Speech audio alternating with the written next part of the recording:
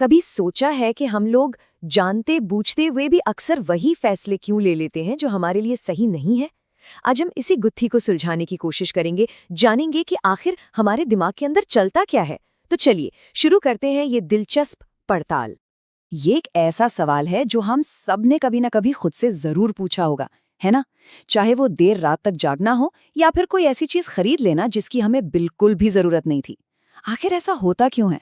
देखिए, ये सिर्फ एक बुरी आदत नहीं है। इसके पीछे हमारे दिमाग के काम करने का एक गहरा विज्ञान छिपा। और इस पूरी बातचीत का जो सार है ना, वो इसी एक लाइन में है। हम असल में लॉजिकल प्राणी हैं ही नहीं, हम हैं इमोशनल।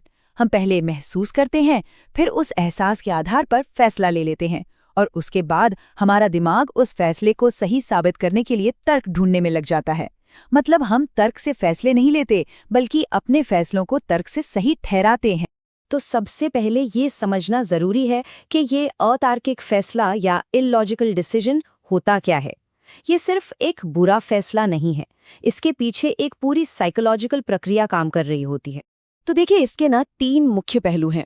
पहला तो ये कि हमारी भावनाएं, हमारा इमोशन लॉजिक पर भारी पड़ जाता है। दूसरा, जो अभी मजा आ रहा है, जो शॉर्ट टर्म रिलीफ है, वो हमें भविष्य के बड़े फायदे से ज्यादा जरूरी लगने लगता है। और सबसे कमाल की बात, तीसरा, हमारा दिमाग हमें ये यकीन दिला ही देता है कि जो किया सही किया, भले ही अंदर से हमें पता हो कि फैसला गलत था। अब ये जो पूरा संघर्ष है ना, ये कहीं बाहर नहीं बल्कि हमारे दिमाग के अंदर ही चलता है। असल में हमारे दिमाग में फैसले लेने के लिए 2 अलग-अलग सिस्टम हैं और इनमें अक्सर एक दूसरे से खींचतान चलती रहती है। सिस्टम 1 है हमारा इमोशनल ब्रेन। ये बहुत तेज है, ऑटोमेटिक है, बिना सोचे समझे फौरन रिएक्ट करता है।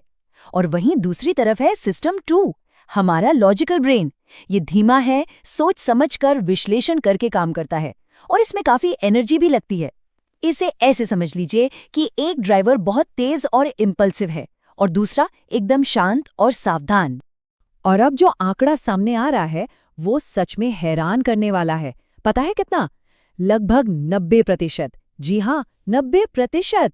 हमारे रोज के जो फैसले होते हैं ना, वो यही तेज इमोशनल सिस्टम 1 ही लेता है। और हमारा बेचारा लॉजिकल दिमाग सिस्टम 2, वो तो ज्यादातर वक्त बस पीछे पीछे आकर इन फैसलों को सही ठहराने में लगा रहता है। न्यूरोसाइंस की भाषा में समझें तो हमारा एमिगडाला एक बच्चे की तरह है जिसे डर लगता है और जो चीजें चाहता है। डोपामाइन उसे फौरन इनाम देने का लालच देता है। और हमारा प्रीफ्रंटल कॉर्टेक्स वो एक थके हुए पेरेंट की तरह है जो अक्सर उस बच्चे की जिद के आगे हार मान लेता है। अच्छा, तो अब हम ये समझ गए हैं कि दिमाग के अंदर ये लड़ाई चलती क्यों है। तो अब देखते हैं कि असल जिंदगी में ये किन किन जालों के रूप में हमारे सामने आती है। ये सबसे कॉमन ट्रैप है। हमारा दिमाग हमेशा उस चीज को चुनता है जिससे हमें फौरन खुशी या राहत मिले, भले हमें ये अच्छी तरह पता हो कि लंबे समय में ये हमें नुकसान ही देगा। ये सब डोपामाइन का खेल है जो हमें तुरंत मिलने वाले इनाम की तरफ खींचता है। और इसके उदाहरण तो हमारी जिंदगी में भरे पड़े हैं।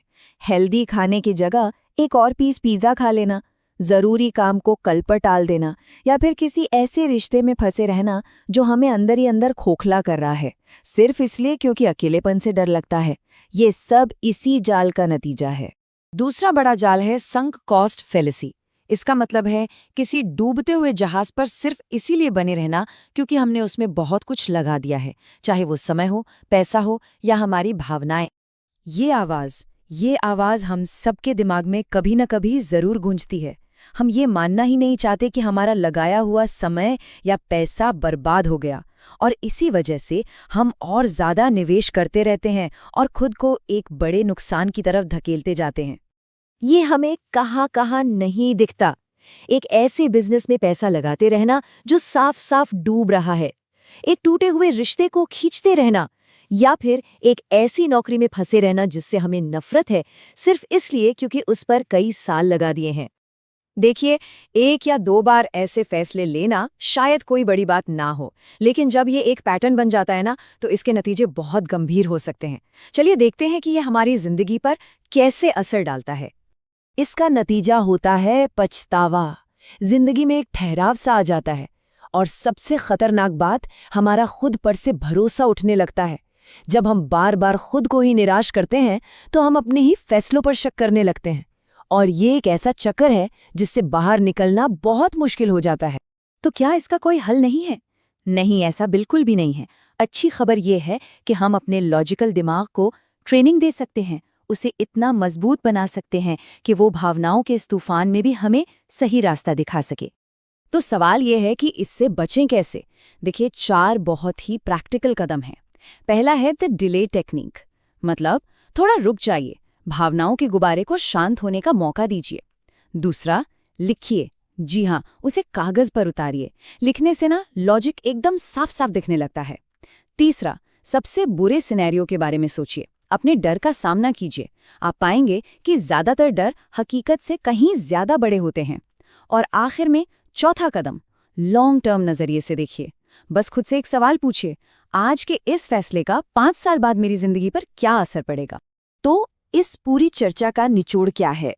जब भावनाएं हावी होती हैं तो हम जल्दबाजी में, आवेग में फैसले लेते हैं। और जब हमारा ईगो, हमारा अहंकार बीच में आता है तो हम अपनी गलतियों को स्वीकार करने के बजाय उन्हें दोहराते रहते हैं।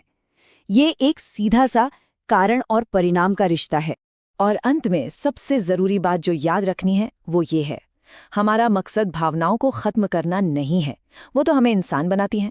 हमारा मकसद है जागरूक होना, ये समझना कि कब हमारी भावनाएं हमें कंट्रोल कर रही हैं और फिर धीरे से तर्क को वापस ड्राइविंग सीट पर ले आना, क्योंकि असली आज़ादी अपने फैसलों को समझने और उन्हें सही दिशा देने में ही है। अगर वीडियो पसंद आई हो तो फोकस ट्यूबर को सब्सक्राइब जरूर करें।